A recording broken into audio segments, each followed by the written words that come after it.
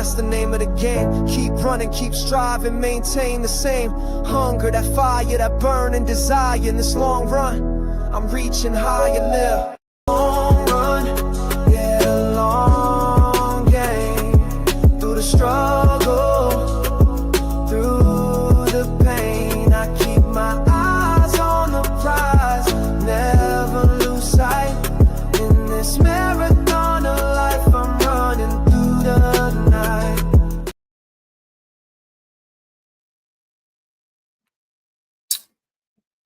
Good morning, good morning, good morning. Roll Tide, everybody. Good morning. Good morning, Latoya. Good morning, Stephen. Good morning, Bama Nation. Good morning, everybody. Hey. It's Piano Man here on the morning run. I'm just glad to be here on today. Wasn't feeling the best yesterday, but I'm feeling a little better. But I'm going to cut this live a little short today because I've got some things I've got to go do concerning my old peeps right here and everything. Good morning, DSGB84. Go.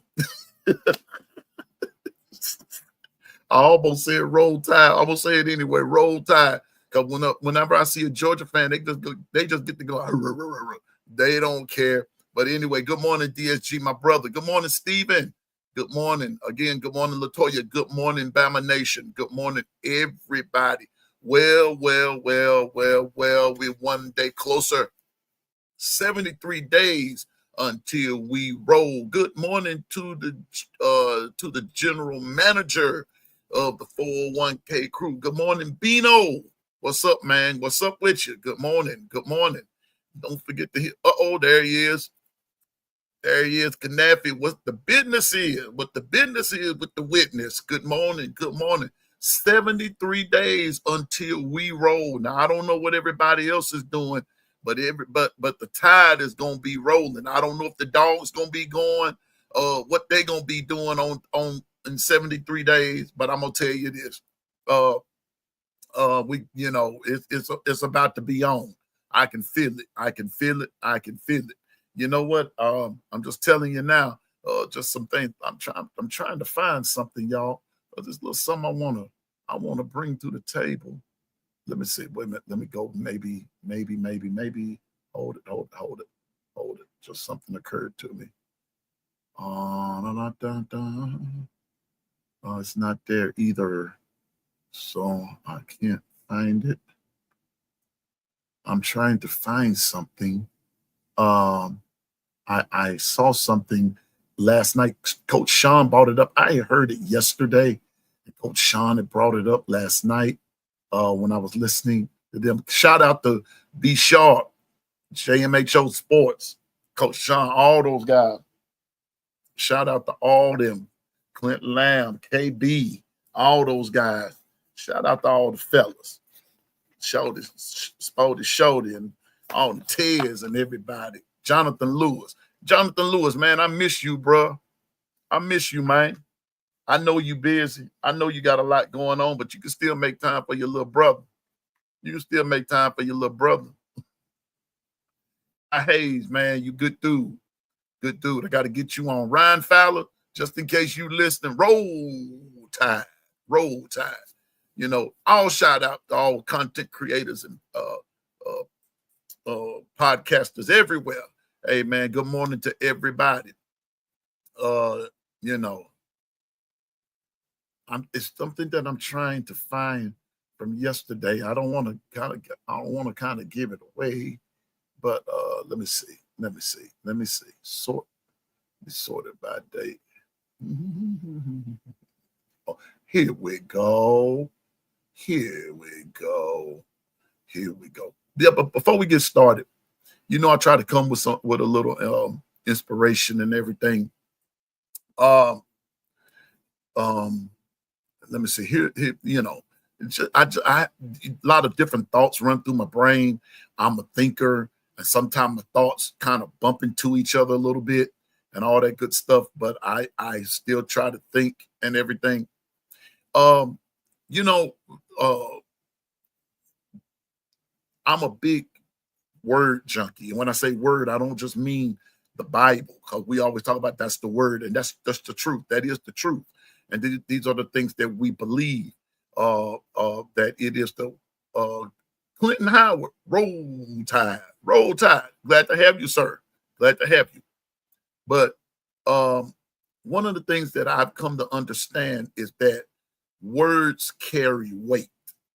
Good morning, Michelle. Roll tide, roll tide. Words carry weight. Words carry weight. They really do. Sometimes it's not what we say. Sometimes it's how we say it. It's in the spirit in which we say it, and everything like of such. And y'all get it. I'm not going to stay on this too long. But people may never ever remember what you did, but they will never forget how you made them feel. Good morning, Governor. They will never forget how you made them feel. And when they say, when it's often said that sometimes the first impression leaves a lasting impression, for the most part, that's a true statement. Because no matter what you do to correct a situation, sometimes that first thing that you did, that first thing that you said, leaves a mark. Tell you a story I read one time. There was this little boy who had anger issues, and he was just tearing up stuff and everything. They lived on a farm, and you may have heard this before. So in order to get the child up under some type of control, and whenever he would get mad, the daddy would send him out to go out and put staples in the fence. And it started with a brand new pole and all that good stuff. And he would go out there, and every time he get mad, just start stapling and nailing and this, that, and the third. And one day, the young man noticed that he wasn't as angry. After some time, he wasn't as angry. He wasn't as violent and this, that, and the third. But what happened was the dad told him, now pull the nails and the staples and pull them out. Said, hey, look at all of them. Look at all of them. Look at all of them. I did that. And dad said, yeah. Every time you get that hole, to get those nails, it's figured. It made a mess out of what you were doing. This was once a nice hole. You got angry. But now you're cool, pull it all out and everything. Look what it does to the hole. Look what happened. And this is what has happened over time. What am I saying? Sometimes our words do that to individuals. Yeah, they can be, we want people to be hard and this, that, and the third. People have feelings. People have, you don't know their past. You don't know their history. You don't know what they're going through. And you don't know how they're feeling at that particular moment. And that can be on both sides of the aisle. But choose our words carefully. We've got to, we got to be careful how we speak to each other. We got to be careful with that. It's not so much that a person is soft. It's not so much that a person is whatever you may deem them. That's not even the case. People have feelings just like we all do. And we don't like our feelings to be hurt. So let's not purposely or even unpurposely, unknowingly, knowingly or unknowingly, let me put it like that, knowingly or unknowingly hurt a person's feelings, because when everything calms down and you pull those staples out, you're going to find out how much damage you really caused, and you can't erase the damage. So today, let's do our best to try to be cool and cordial with each other. Be cool with your words. Because I'm going to tell you something. And I'm not meaning no harm or whatever, but I'm just telling you where Piano Man has been. I've been on the other end of being called out of my name. I'm not going to say it over the air, but you can read between the lines. I've been on the other end of when I heard a particular Caucasian pastor tell my daddy that whites and blacks should never, ever worship together. See what I'm saying? Should never, ever go to church together. That's people's warped way of thinking. Those words hurt. Those words, and I never forgot over it. Can I tell you something? I'm 63 years old.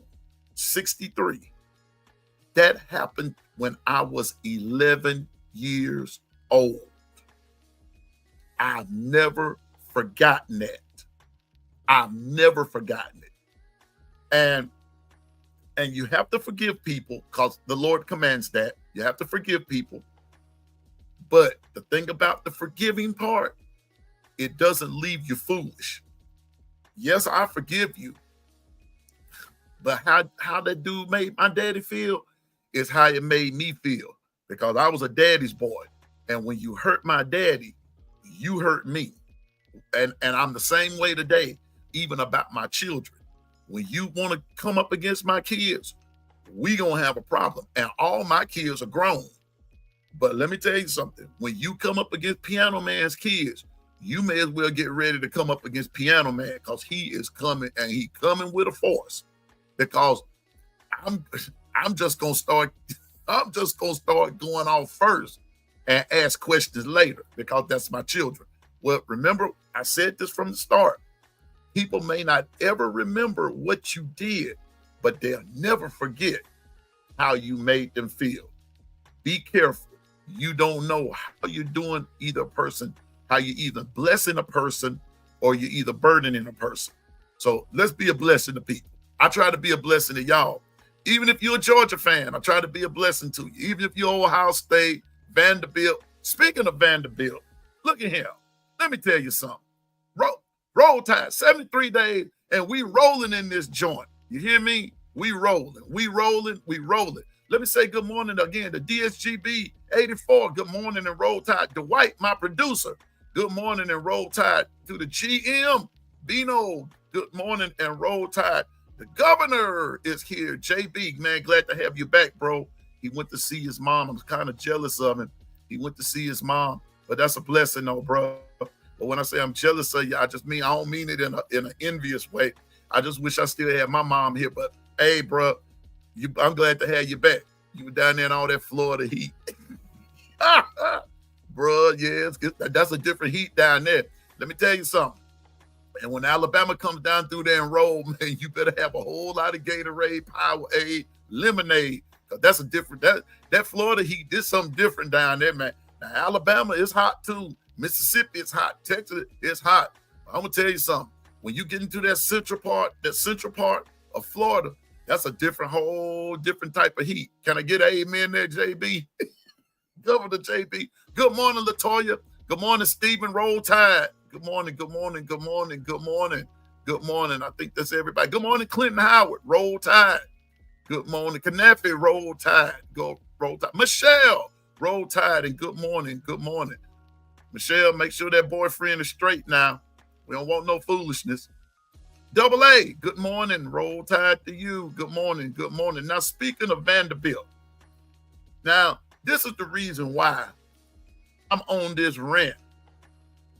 Oh, that Texas Heat something serious too. I tried to play some basketball one time. I was in Dallas. Man, I went on inside and sat down and sat on down. Oh yeah, that diss track is that diss track is coming. I answer that. Ain't nobody. I answer that with the white. I answered that diss track is on the way. Oh yes, it is. It's on the way. That Texas Heat is something serious. But anyway, speaking of Vanderbilt, now listen. As of late, Coach Sean solidified it this morning. Not this morning. Yesterday, I've said something about it. I've not so much had a change of heart, but I've had I've had to just kind of change my stance on something else. I just said the other day, I'm not going to get into it with no fan base that has beat my Alabama Crimson Tide, especially this past year. I'm not going to be getting into it because here you go. everything that they're saying basically is true, especially Georgia. Georgia's the reigning SEC champ. You can't argue with the facts. Roll Tide, Nick Harden, there he is. Nick Harden, 73 days, brother, and you gonna be right there in the middle of Florida State doing the doggone thing. Watch it now, Michelle Cochran. Watch yourself. All right. All right, you better watch that socket to me cake now. I'm telling you. Yes, sir. Yeah, buddy. I'm just saying. Now, I'm going back to what I said. The reason I'm going to stop doing all this talk, and yeah, we can go back and forth and this, that, and the third. All right. I want y'all to listen to this about Mr. Diego Pavia, the quarterback of Vanderbilt, talking all this smack. Vanderbilt. Double A, you're going to have to help me out here. Now listen to this. Diego Pavia has high expectations for Vanderbilt's football program. Ain't nothing wrong with that.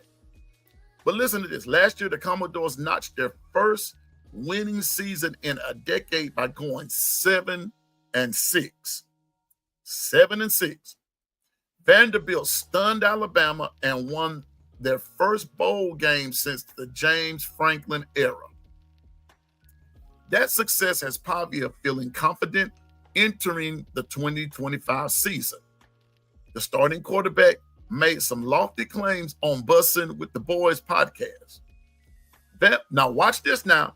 Now I want you to hear this. Hear this, Bama Nation. Here it is.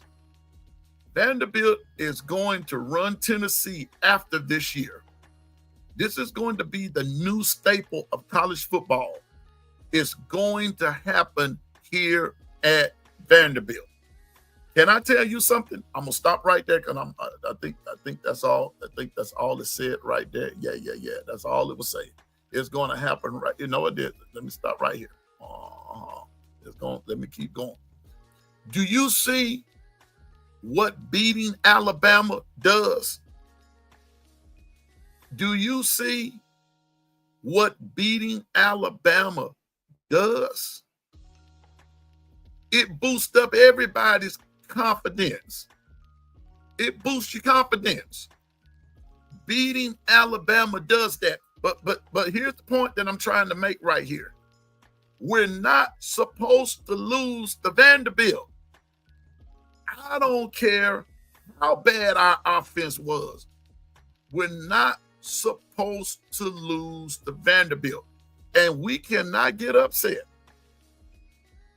when they get to talking that kind of noise. Let me finish.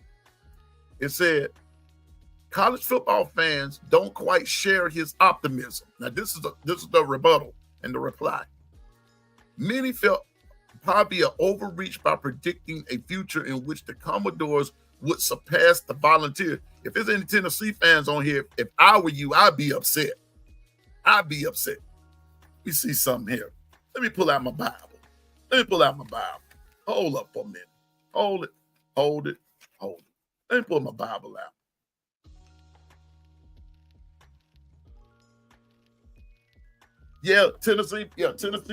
Tennessee beat Vanderbilt. They sure did. They beat them. Yeah, they beat them. So anyway, but for this guy to say what he's saying, it ought to make you mad. It ought to make you upset.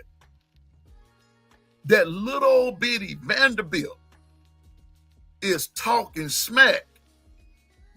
All because all this started now because you beat Alabama. Freaking-Bama. Look here, y'all. Now, I love to talk about the X's and the O's, the Jimmys and the Joes, and this, that, and the third. I love to talk about it in its place. But I also love to talk about the fact that when we have a season like we had last year, and you got Vanderbilt running his mouth At some point or another, something has to kick in that Vanderbilt is no longer afraid of you. Vanderbilt is not intimidated by you. Vanderbilt, I ain't talking about no other team. I'm not talking about Oklahoma. I'm not talking about Michigan. I'm not talking about Tennessee. I'm talking about Vanderbilt. Vanderbilt. Now, basically, I'm not even going to say Vanderbilt, but Pavia, Diego Pavia, has issues with Alabama. And he's no longer respecting them. Now, I'm going to say this. Back in my day, a dude like Pavia, man, that never would have come out his mouth. Because first of all, where I went to school, a team like that, they never beat us.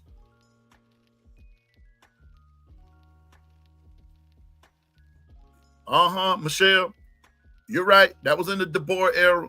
And that's right, like right now. And Michelle, I don't mean this in no disrespect, but let me tell you something. The last time, and Michelle, you probably remember this. Remember when the guy from Vanderbilt some years ago said the same thing? They beat somebody and then turned their back. But they turned their back. They'll turn back. Wait a minute. Turn back the hands of time. Whoever it was they were playing, and he said they beat them, and then he said, Alabama, you're next. When you get a minute in your spare time, I want you to go and pull up on YouTube, everybody, in your spare time. Go back and pull up Damian Harris talking about the Bama versus Vanderbilt game when they were playing, and watch what happened. Watch what was said. Listen to what was said. If Coach DeBoer, now I'm looking for, at 73 days we rolling in Florida State, but at some point or another, these statements by Diego Pavia have to weigh in your brain somewhere. And what happens is that if we are honest now, I said, can the church say honest? If we are honest, I'm just saying that even on game one, and we playing Florida State, we ought to be seeing Diego Pavia's face even on those dudes. And some type of righteous indignation, some type of pride indignation ought to rise up in their spirit and just start smashing everything. I'm talking about breaking chairs, everything. Why? Because that there, what Diego Pavia saying, all because it started with them beating us. You giving them this, we've given them this fuel to think now that they're going to be the standard of college football. Are you serious? Oh, I know it. I know it. Double A, I got you. Wait a minute. Sometimes this, no. Here we go. Yep, we're going to let him talk. Let him talk. But the point that I'm making is he shouldn't even be talking. That's my point. Oh, yeah, he's smelling. Good God Almighty. He's smelling himself. Boy, see, you better preach on. You better preach connect. We giving them the platform of a lifetime. You know what? Can I tell you something? In Pavia's mind, he owns Bama and he owns Auburn. Remember now, when he was at New Mexico State, they beat Auburn. And the sad part about that was they beat them in Auburn. But I ain't worried about that. I'm talking about Bama, the standard, Bama, whom everybody wants, Bama. And this little dude here is talking much smack. Exactly, Nick Harden. You better tell it, man. It was 2015, and we started out with Florida State that year. OG Gill said that a while back, and we lit Florida State up. But wait a minute, but that was before but that was then. This is now. This is 10 years later. What we gonna bring to the table? It's tall Steven. He almost 40.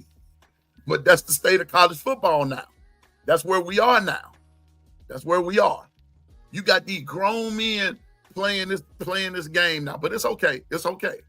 But I don't care. I don't care what's happening. This shouldn't even be happening, because even at our low day, we weren't supposed to lose to these guys. But I guarantee you, if a fire is not lit right about now, I'm talking about now, even in the off season, I'm talking about now, even in our working out, and our team is working out, because I ain't doing working out nothing. So, but y'all know what I'm saying. Even in working out, ladies and gents, some changes have got to be made, even in how we approach the game, how we approach it in mentality. We've got to change up. But I'm telling you, Pavia doing his good talking. I'm just saying, Pavia is doing his good talking. I ain't lying to you. He doing some good talking. He talking some cash money smack. He really is. He's talking cash money smack. Well, Nick, hold up. I got to put that up there. He getting that NIL money while he can't, because he's not going pro. I don't know, Nick. I don't know. Now, that remains to be seen. We can really never, we can't tell. I don't know, bro. Listen, on that particular statement, time will tell. Time will tell. Depends on how he balls out this year. But trust me, they've said the same thing about many quarterbacks, many wide receivers, many players. They've said that same thing, and some of those guys have ended up balling out. Good morning to the administrative assistant, Carla. Good morning, Roll Tide. Yeah. Michelle says, I'm excited to watch the Bama documentary that's coming out. I am too. I'm excited about Bama, period. But y'all know what? I'm just excited that that football season is coming. Now, when we can get through this dead spot here that we're in, I think things are going to pick up. Matter of fact, I know that they are. The closer to the season, I'm just doing everything that I can do to keep us engaged, to keep us positively engaged, and everything like that. But I just had to talk about that doggone Pavia just for a minute. Man, that dude talking a whole bunch of smack. And can I tell you something?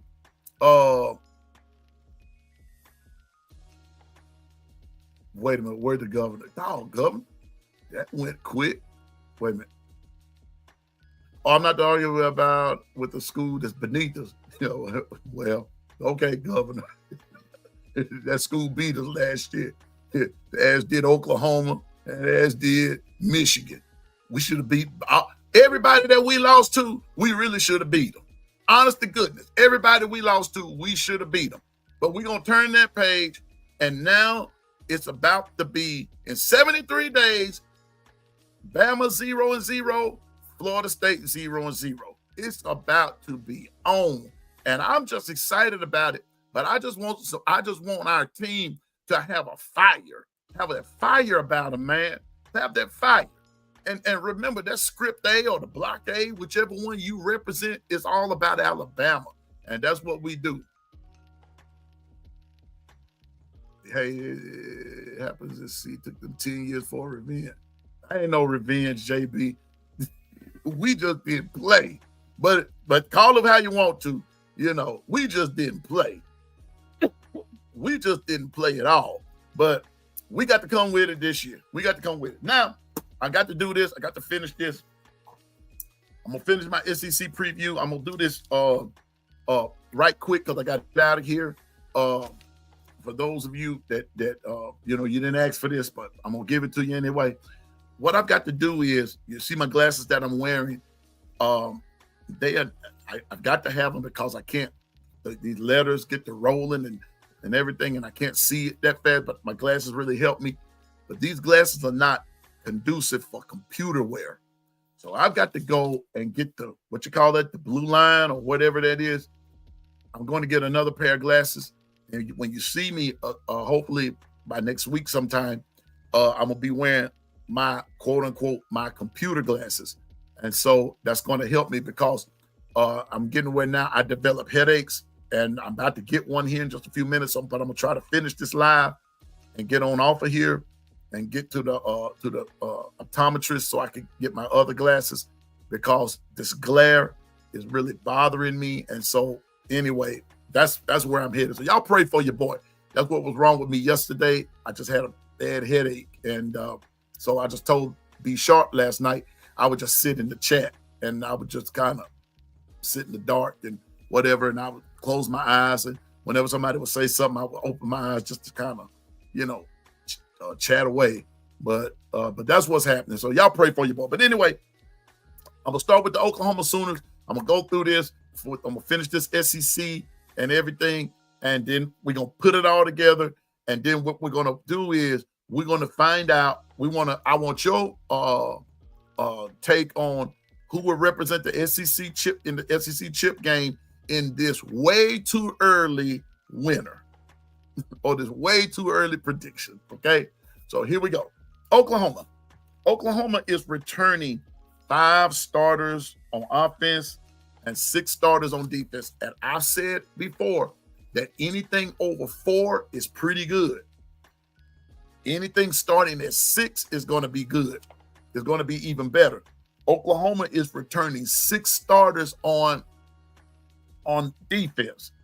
Oklahoma has and we got to remember, Brent Venables is a defensive guru. That's just the truth. Good morning, Link. Roll Tide. Roll Tide to everybody. 73 days and we roll it. Okay. But let me say this. On offense, they have Deion Burks coming back. They have Heath Zatia coming back, who was a left guard. Troy Everett, the center, and guys whose name I cannot pronounce, but just he's the right guard. I don't want to butcher up nobody's name, so I'm just gonna put FN. That's him. But anyway, he's a senior, the right guard, and they have also Jacob Sexton who started. Okay. All right. But on defense, now check this out. They have Dominic Williams, the nose tackle, coming back. Jaden Jackson coming back, the defensive tackle. Mason Thomas, Bino. I wanted to see the Bino and Susan. Mason Thomas, defensive end, coming back. And Eli Bowen, the cornerback, coming back. And Robert Jennings, the safety, coming back. Their 2025 schedule is they start off with Illinois State. Watch game 2 for Oklahoma. Michigan comes to Norman. They come to Norman. Michigan comes to Norman. They go to Temple. Watch on September the 20th. Auburn comes to town. Then they play Kent State. Then, they play Texas on October the 11th at the Red River Rivalry. And I'm not sure if they're going to play them in the Cotton Bowl or if they're going to play them at Jerry's World. Not sure about all that, but just watch that. If they play them where the Cowboys play, man, that's going to be something serious up in now.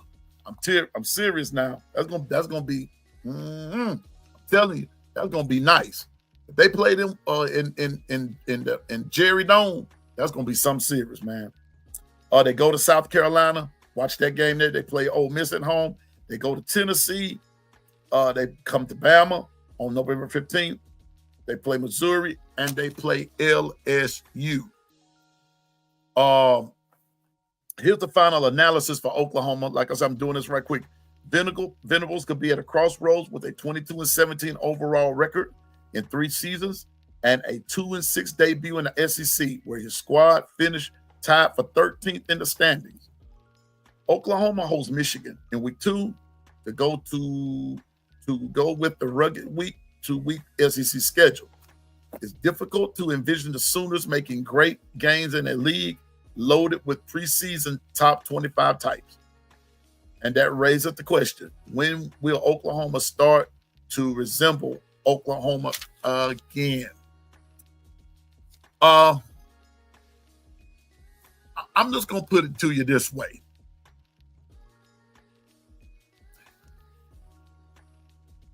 It's going to be hard for Oklahoma to resemble the Oklahoma that everybody's used to.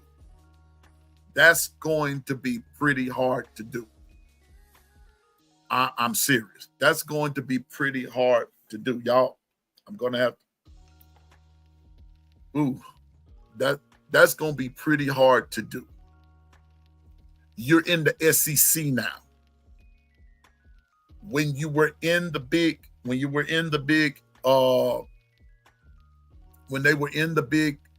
8 back in the day, and then even in the Big 12 just a few years ago, they ran stuff. And then Texas started getting better. And so Oklahoma's, you're not going to see that dominance anymore. And the way college football is constructed now, they're not going to see it. Now, that's not to say they're not going to be good, but they won't be that Oklahoma Sooners team that was just beating the crap out of everybody at a whim. That day is gone. That day's over. But I still think they're going to be good. And I'm going to tell you this, Bama fans, they're going to come into Alabama, and that new quarterback they have, Mateer, keep your eye on John Mateer. I will say this much. He's that dude. So by the time, hopefully Alabama is on. So, well, matter of fact, Alabama gonna be on whatever level we be on by that time. So we have to just come on with it. You know. So I'm just saying now, we got to come with it. Nobody's going to take Alabama weak or take them light. Maybe that's a better word. Nobody's going to have pity on Alabama. We're still Alabama. So we've got to bring our A game in every game. Don't just take people lightly just thinking because we're Alabama. No. Hit them with the sledgehammer. Let's get it.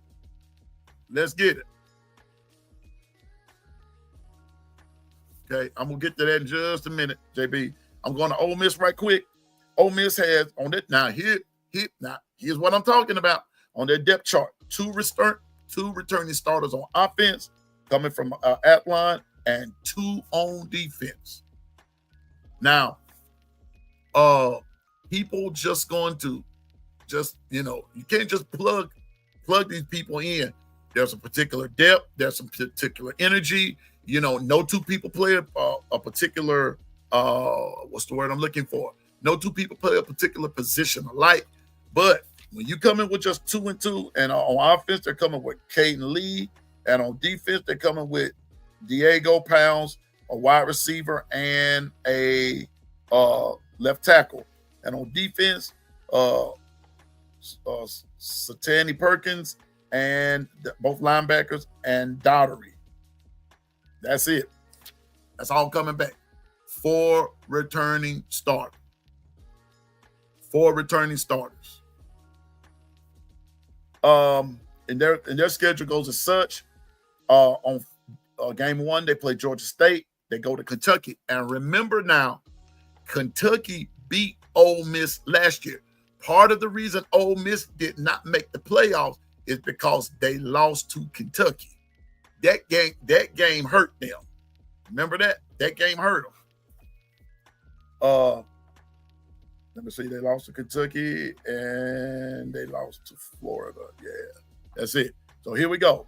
They play Georgia State. They play Kentucky. They play Arkansas comes to them. Tulane comes to them. LSU comes to them. Washington State comes to them. They go to Georgia. They go to Oklahoma. South Carolina comes to them. The Citadel, Florida comes to them, whom they lost to last year. And they go to Mississippi State. Yeah, they go to Mississippi State. Here's the final analysis on Ole Miss. Ole Miss is coming off its third 10-win season in 4 years. 14 starters from the Rebels Gator Bowl win are gone. Remember that now. 14 starters are gone from the Gator Bowl win. The 2025 Rebels don't lack talent, but this season will largely hinge on how well the new pieces replace the outgoing ones, particularly Simmons at quarterback. The schedule is manageable by SEC standards, though, and Kiffin has the program in as consistent a place as it has been at decades. Because of how many they lost, it's hard to gauge that. So, just watch Ole Miss. But a couple of games that I want you to be on the lookout for Ole Miss when LSU comes to town, that's normally a good game. Because I'm gonna tell you something: when Bama's not beating LSU, Ole Miss gets some every now and then. That's just for true now. Because Ole Miss beat them LSU beat them last year.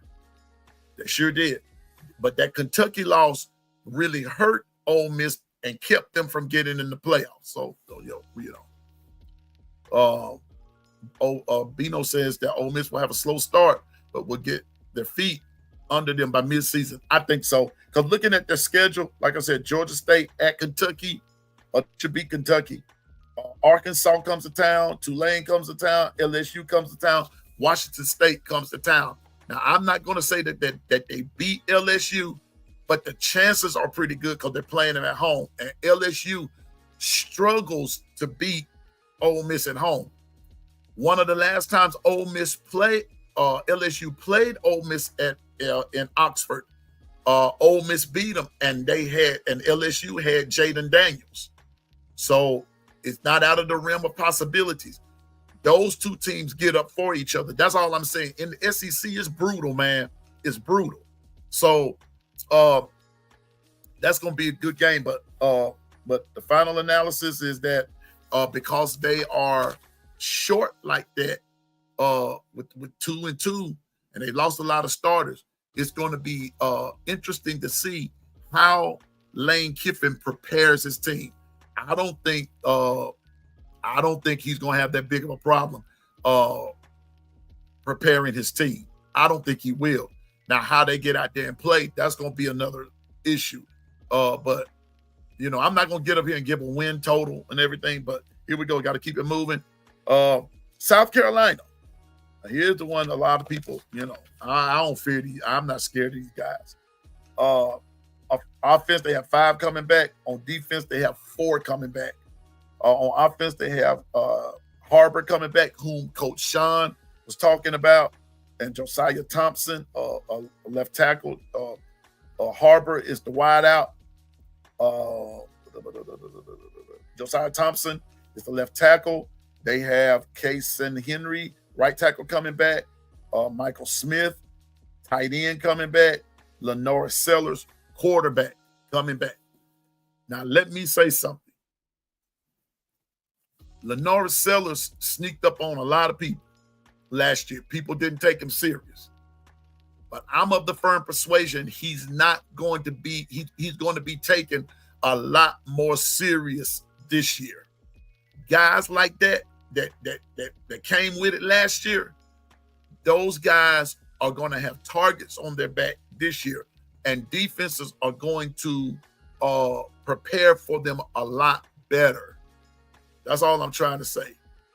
Ole Miss's quarterback is going to be, right quick, Nick, I didn't mean to ignore you there, big dog. Ole Miss's quarterback, his name is Austin Simmons. And I'm going to say something.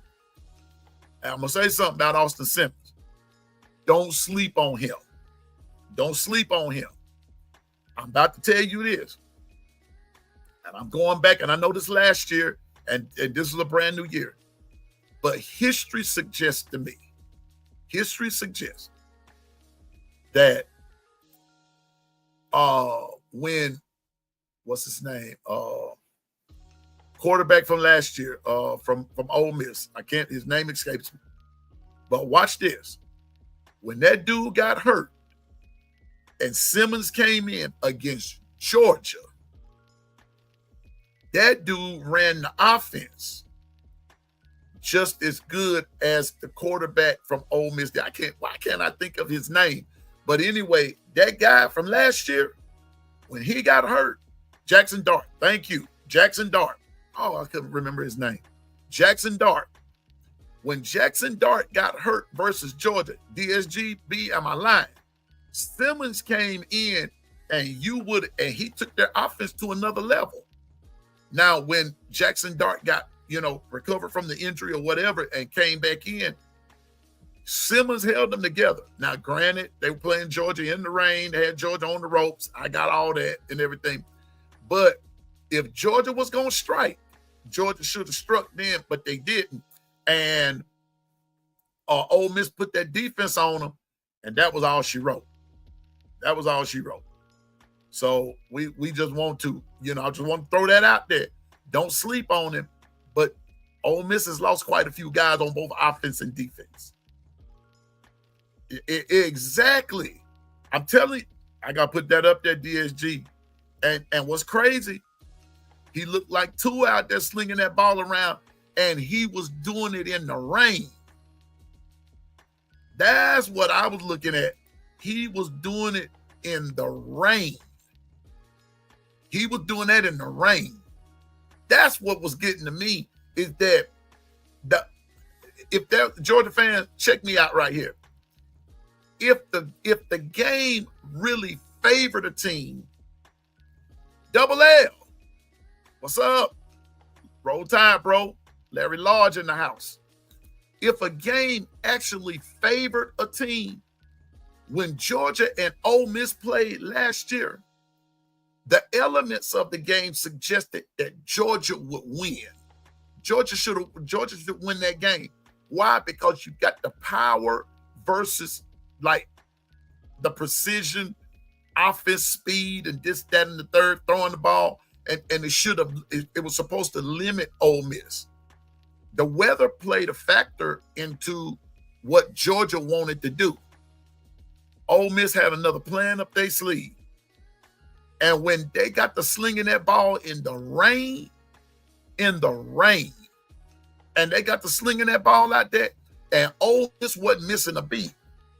When Jackson Dart got hurt, Austin Simmons coming in, those RPOs was singing a song out there. Georgia had no answer for Ole Miss that day. I'm telling you, they didn't. So that's why I said that don't sleep on Austin Simmons, but he doesn't have the same team that he had last year either. So when he comes in, it's going to be interesting how he carries out. That's all I'm saying. So with South Carolina, I'm saying Lenore Sellers, he ain't going to sneak up on nobody either. But Lenore Sellers is not a bad quarterback. But let me ask y'all something. I'm just going to ask you a question. No, let me finish this. Because see, this is going to open up a can of worm, and I ain't got time for all that today. I went over the defense. I went over the offense. Okay, I went over the offense. Now here's the defense. They bring back Dylan Stewart, a defensive end, a beast.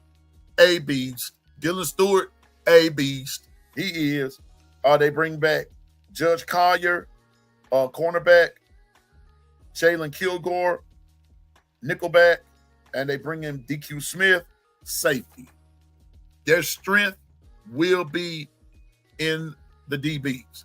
Now, South Carolina is going to have a defense now, even though they lost some cats. Their defense is still going to be good. Here's the thing. Here's their schedule. They start off by playing Virginia Tech. That's going to be pretty good. We might get to the ACC, a little of the ACC tomorrow. We'll see.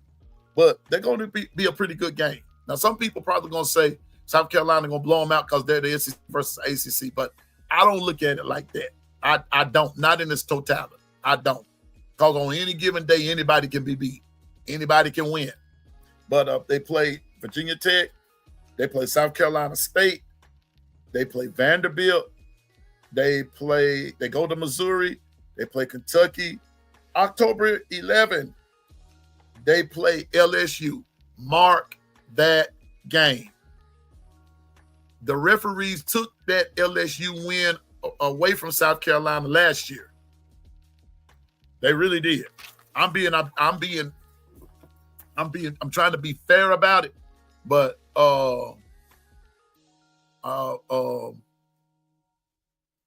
they robbed South Carolina that game last year. They really did.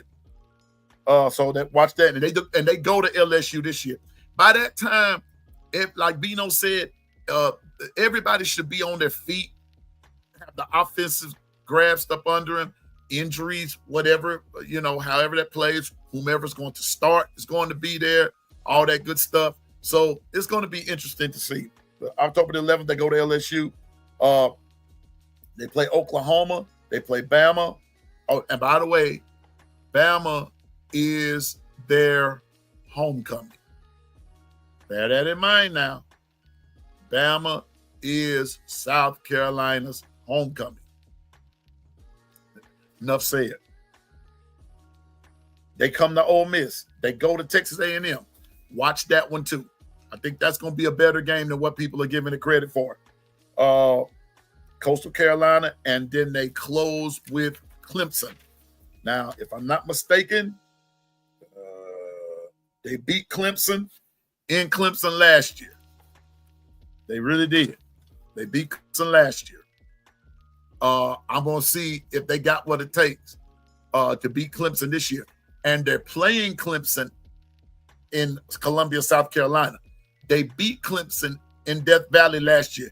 That's going to be a good one. I'm telling you now, that's going to be a good game. Especially if South Carolina's winning and everything, and they got a pretty cool pretty cool record. Trust me, that's going to be a good one. Tennessee, they're returning 3 on offense, 7 on defense, which signifies to me their defense is going to keep them in a lot of games or set their offense up in order for the offense to succeed. So here we go. Tennessee has 3 on offense coming back. Wide receiver Chris Brazil. Wait a minute. Okay. Left tackle Lance Hurd and tight end Miles Kisselman. On defense, defensive end Dominic Bailey. Middle linebacker Jermaine Telander. Weak side linebacker Aaron Carter. Cornerback Jermon McCoy. The other cornerback Ricky Gibson. And their safety Andre Turrentine. Their schedule is going to go as so. They play Syracuse. We're going to see. Don't sleep on Syracuse either. Syracuse has this habit of beating teams sometimes that they shouldn't be. That they shouldn't be. This could be one of those games. We'll see. But Syracuse, they're open with Syracuse. Matter of fact, they're playing Syracuse, JB, in Atlanta. So there's that SEC thing in Atlanta. It's just the fact that Alabama nor Georgia, somebody like that, is not playing in Atlanta from the opening game. Okay, so there was we were all in conversation one day. We kind of found that strange. Well, but here it is. Now that the schedule has come out, here's the reason why. So Tennessee is coming to Atlanta this year in the first game. Good morning, Ephraim. Roll Tide, Ephraim. Okay, so here we go. They play Syracuse first. They play Eastern Tennessee State second. Georgia comes to them. They play UAB. They go to Mississippi State. They play Arkansas. They come to Bama. We owe you. They go to Kentucky. They play Oklahoma. Oklahoma comes to Tennessee. They play New Mexico State. They go to Florida. That's going to be a pretty good one with Lagway. And Joey Aguilar, and then they play Vanderbilt. Here's the final analysis on Tennessee. Tennessee reached the college football playoff behind Sampson and his defense in 2024. It'll likely need a similar path to success in 2025, but the ceiling appears lower. The offense has a lot of question marks, which makes it hard to safely predict another 10-win season. The focus would be on how quickly Aguilar takes over and masters the offense. I was about to bring that up. Let's not pretend Aguilar don't know how to play football. Even though he came from UCLA, the dude, I believe, can still ball out. You're going to play in Division I football, I got you, Steven. I'm not hyping up anybody. I'm just reading and I'm just stating from a football perspective. I'm not just speaking from a fan perspective. I'm speaking from a football perspective.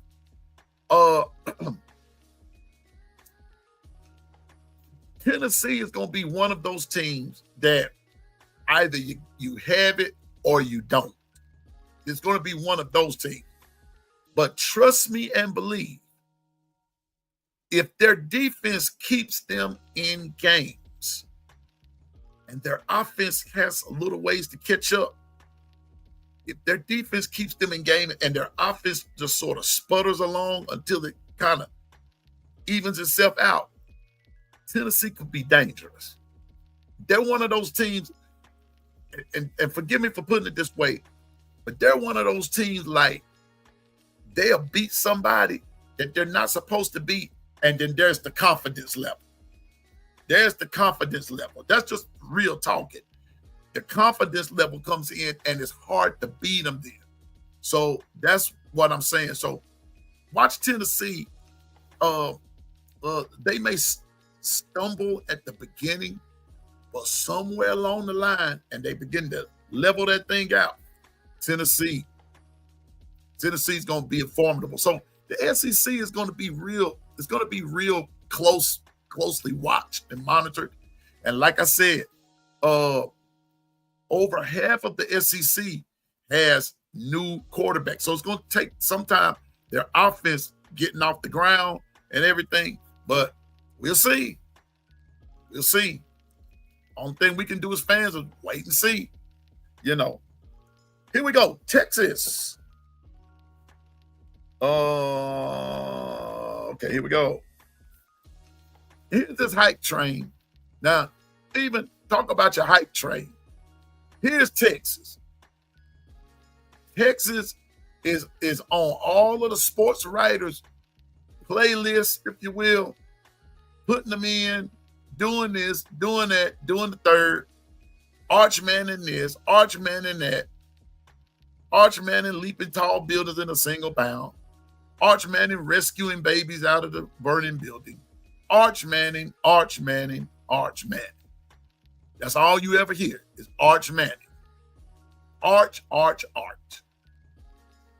Well, the depth chart says on offense, Texas has, count them, 1, 2, 3. 3 returning starters. DeAndre Moore, wide receiver, DJ Campbell, right guard, and Quintravion Weisner, running back. That's it. Everybody else are newcomers. Okay? On defense, they have 6 coming back. In my opinion, it sounds like, now I know the quality and the talent level might be a little different because the situation financially in this world in which we live in with NIL is different, and play for pay and transfer portals and this, that, and the third. But here we go. Starting defense is start with Anthony Hill Jr. That dude is a beast. I'm going to tell you something about Texas. Let me finish. Okay? Texas, start middle linebacker, Anthony Hill Jr., middle linebacker, Anna Lafu, Also Malik Muhammad, cornerback. Jalen Gilbu, cornerback, and also Michael Tapp. Tell you why I need my glasses. Safety. Here's our schedule. They start off with Ohio State. Enough said. Enough said. They start off with the national champion, the reigning national champion, in Columbus. That's where they start. That's where they start. Ohio State. Then they play San Jose State. Then they play UTEP. Then they play Sam Houston. Do y'all see a pattern going? Do you see a pattern going? Saying. Now, that's not a put down on no other school. But you're playing San Jose State, UTEP, Sam Houston, and then you go to Florida. You know, they go to Florida. Then they play Oklahoma. That's going to be a good one, especially if they're playing in Jerry's world. I don't like the Cowboys, by the way, but that stadium is the business. They go to Kentucky. They go to Mississippi State. They play Vanderbilt, whom they struggled with last year. They go to Georgia. That's going to be a good one. That's going to be a good one. That's going to be a good one. And remember, Georgia beat them twice. Arkansas, and then they play Texas A&M. Here's the final analysis right quick. The Longhorns, who reeled in the nation's top recruiting class in 2025, have national title aspirations despite trying to replace 14 players who were invited to the NFL scouting combine. Reminiscent of his mentor, Nick Saban, Sarkisian has added to his football staff, including former West Virginia head coach Neil Brown. Texas season opener at the defending national champion Ohio State on August 30th is an opportunity for Manning and the Longhorns to serve notice to the rest of the nation. This is the same cat that they didn't even put in last year when Ewers was struggling. I told y'all why. Good morning, Susan. Good morning. I told y'all why. I told you why they didn't put him in. Why I felt like they didn't put him in. Why? Because Georgia was about to light him up. You know, Georgia was about to light him up. They were lighting Ewers up. And I think Ohio State, we'll get into some Big Ten probably tomorrow. I'll choose different teams of the Big Ten. But I believe Ohio State, it will be a formidable opponent against Texas. And sometimes in our game ones, just like I said about Bama, playing FSU, the game ones tells a lot. So let's finish the SEC right quick. Texas A&M returning 7 on offense, 7 on defense. 8 on defense. I've said before on B Sharp's channel, I believe this will be the team that will surprise some people this year because they're deep on both sides of the ball. They're loaded on both sides of the ball. So 7 on offense, 8 on defense. Coming back on offense, they have, let me just do this for the sake of time. Their quarterback, Marcel Reed, and their running back, Le'Veon Moss, is coming back. Not saying that the rest of them are not important, but like I told B Sharp on his program about a week or so ago, when I saw Texas A&M pull up KC Concepcion, when he had already said that he was thinking about coming to Bama. He's a wideout. He was thinking about coming to Bama, and he didn't, and he went to Texas A&M. I knew then that Texas A&M was about to be about their business. They really were. On defense, Albert Regis, the defensive tackle's coming back. Torian York, linebackers coming back. Scooby Williams, linebackers coming back. Will Lee the third, cornerback. Dez Ricks, whom we had, is coming back.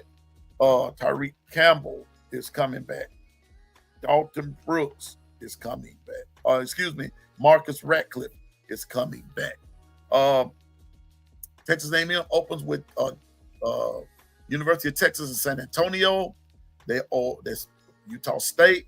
They go to Notre Dame. It's gonna be a good one.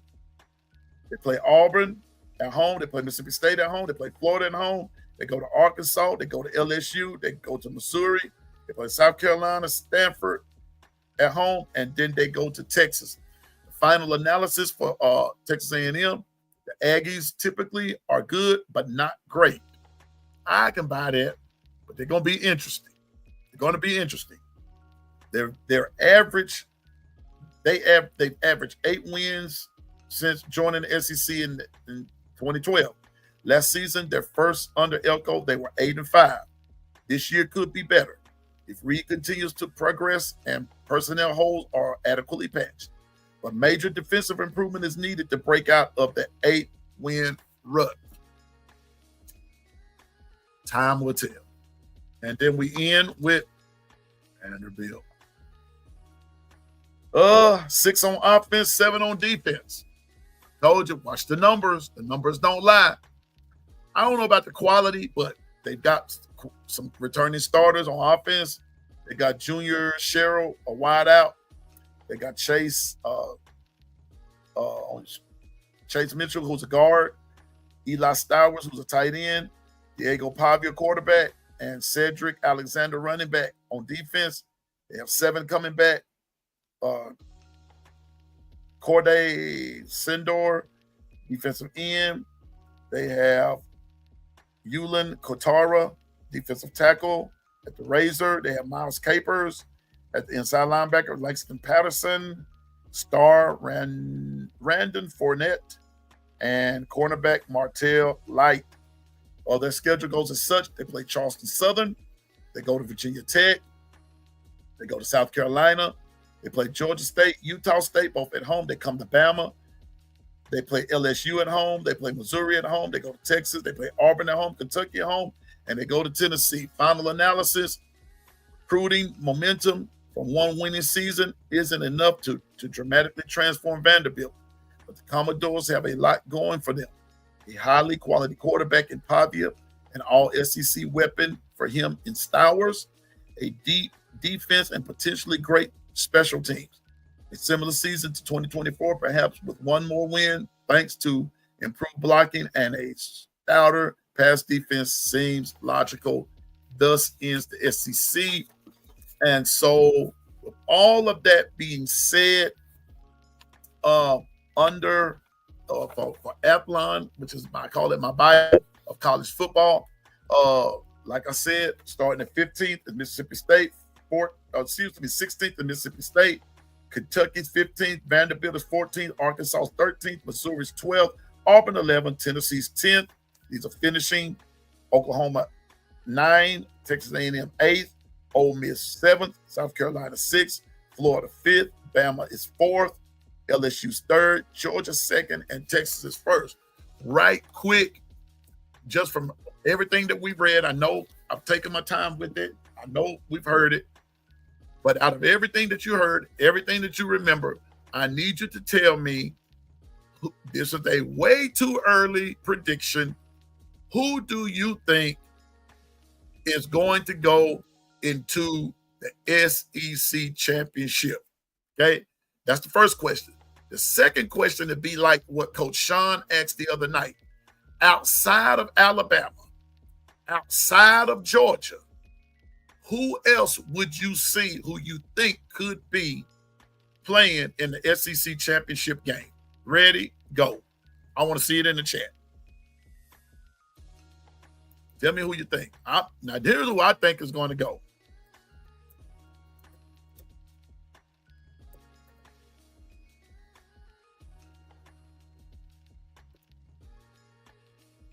And outside, okay.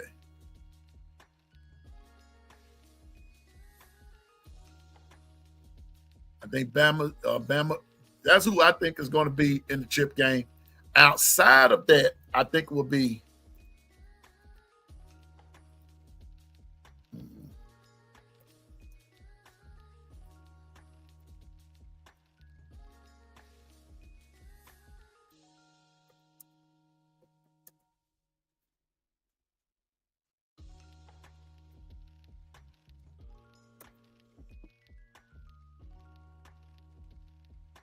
That's how I see it. That's how I see it. If I just had to pick, if I had to pick a game, who I think it would be between, I think it's going to come down to still Bama and Georgia. Everybody's going to beat up on each other. And I don't see, once again, I don't see Texas really beating Georgia. That Georgia pride going to show up somewhere. Now, do I believe Georgia going to beat Bama? No. Georgia's going to play as tough. But, yeah, but I still believe that, that early in the year, I still believe that Bama's going to beat Georgia. But as the season goes on, I think Georgia's going to be okay. And it's going to be Bama and Georgia at the end of the year, and I think Bama will win it. But if I had to do a secondary game, I had to go with Texas A&M because them dudes can play, man. Those dudes are good. Those dudes are good. DSG said, I hate this team, but with a healthy DJ Lagway, maybe Florida, and I hate them with a passion. And I understand. That's a rivalry for y'all. That's the world's largest cocktail party. That's what they call it. That's what they call that game, the world's largest cocktail party. And so, I mean, it's going to be interesting. The SEC, I was trying to print something, I was trying to print something and everything, but you can't co-sign that. Which one you can't co-sign, Keith?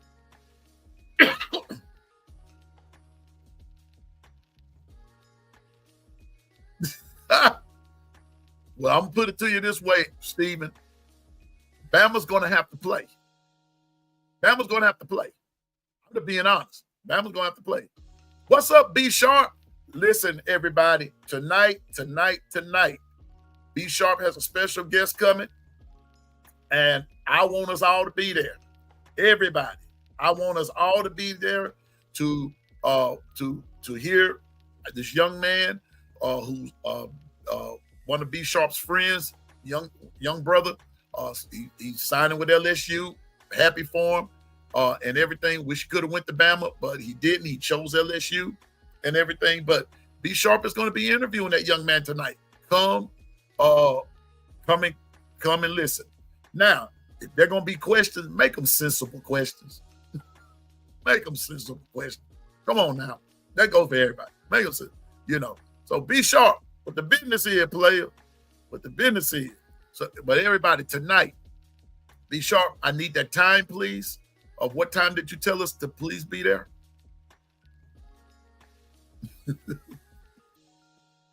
Be sharp. I'm going to look out for my brothers, man. I'm going to look out for my brothers. I am. Don't come with no dumb question. Don't be coming, And if you've never subscribed to B Sharp's channel, hey, look here. Please, good morning, Zach. Okay, B Sharp will be on at 6:30 p.m. getting tongue-tied, Central Standard Time. That'll be 7:30 Eastern, and everybody west of me, after Texas, you know what time it is, all right? So, come on, let's support B Sharp tonight. Let's support B Sharp tonight. He has a great show lined up for us. Okay, what's good, Zach? Picture Gaming. If you've never subscribed to Zach Picture Gaming's channel, subscribe, share, like, all that good stuff. Now, let me see something. As of last night, I'm putting this plug in for me now. I'm putting it. Wait a minute. Come on here. There we go. I'm at 192 subscribers. I need 8 people that have not subscribed to the Long Run with Piano Man. Please subscribe. I am 8 away from 200. I'm just trying to get 200 for this week. I want 200 by this week.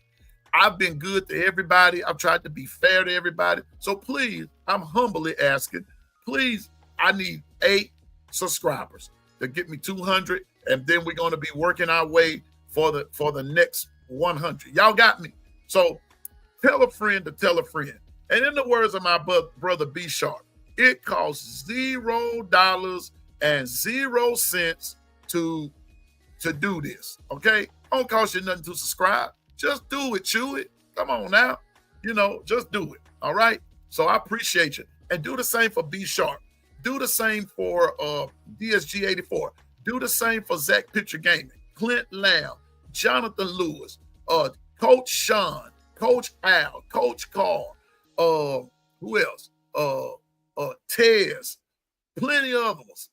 Ty Hayes, plenty of others. Okay. And it's very possible, Stephen, but one game at the time, player. One game at the time. And please hit the like button. Whatever it does for the algorithm and all that kind of stuff, and this and the third, I'll appreciate it. 401k crew will appreciate it. We just all will appreciate it. Hit the like and share button, and if you don't mind, and everything. Now, I got to go. I've got to go. I want to thank everybody for coming. I told you I've got to go and get these eyes checked out. B Sharp, that's part of what was wrong last night. I have a headache now. I had to take my glasses off. I've got to go get another pair of glasses that's conducive for this keyboard, for this computer. And I've got to do something because I've got to get these eyes checked because I can't stand that. As soon as I get off of here, I'm going to go and put something on my eyes to relieve the pressure. But man, y'all pray for your boy Ephraim. Oh yeah, these summer months are slow. But you know what though? I've been blessed, man. 200 in the off season. That's pretty good. And I'm just so thankful. I'm very thankful. And so we had a great show today. But now, before I go, let me say this. I'm gonna put this little prediction that I have. Bama will only go as far as Bama allows themselves to go. Put the past behind you and focus on those things that are before you. Get all that negative talk and all that other stuff out your system, and we get out there and play. Now, I've said this from the word go. I'm not worried about Vanderbilt. I'm not worried about Vanderbilt. I'm not worried about Georgia. I'm not worried about anybody. I'm worried about Bama and FSU on August the 30th. Thank you, DSG. I appreciate it. And I'm just saying this.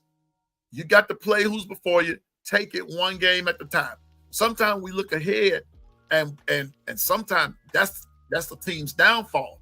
Is looking ahead as opposed, and you're overlooking who you got to play. So take it one game at a time. So with that being said, do I think Bama has the potential? Yeah, we got the potential, but we got to play up to it. We got to think up to it. We have to act up to it. And it's the same way in life. Everybody has the potential to be great and greater, but you got to play it and act like you want it. Now, with that being said, by next week, you might see some changes, a little changes. Why? Because Piano Man is preparing for the future. That's what you got to do. Prepare for the future. I want my channel to be greater. And you know what? I have yet, and I'm going to throw this out there, and I'm going to say this shamelessly now and everything. Before you go, please hear me out. I have yet to ask you for an offering. I have yet to ask you for an offering. I don't want that. I don't want that. I just want your subscription, okay? So whomever you are, we welcome all fan bases here. All we just ask you to do, just keep it respectful. That's all. And we just have fun, all right? So with that being said, I need everybody, shout out to all content creators, podcasters everywhere. Guess what? Our voices are being heard, our content is being recognized, and our faces are being remembered. Hey, keep up the good work. Keep doing what you do.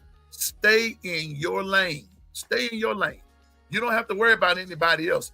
This kitchen is big enough to cook in, and for everybody to sit down at the table and get something to eat. It's enough food for everybody. There's enough Bama content, Georgia content, Florida content, Ohio State content, UCLA content, everywhere. But over here in Bama land, we just worry about Bama because that's all that matters to us is Bama, okay? But we do respect everybody else. But do what you do. Keep doing what you're doing. Get on out there, podcasters. Get on out there, content creators. Keep doing your thing. And let me tell you something. In the words of my pastor, Bishop Kenneth E. Preston, if he's watching, this is for you, Pastor. He tells us all the time, stay focused, drive, and go forward. I'm going to say that again. Stay focused, drive, and go forward. I may not see you today or tomorrow, but y'all always remember, Piano Man is going to see you in the long run. I'm no expert, but I know what I'm talking about. So until tomorrow, Bama Nation, and whoever nation you might be representing, Bama Nation, until tomorrow, God bless. Have a great day. You know how I do it. Roll time. See you tomorrow. See you tonight with Be Sharp, 6:30. Be there or get left out. See you later.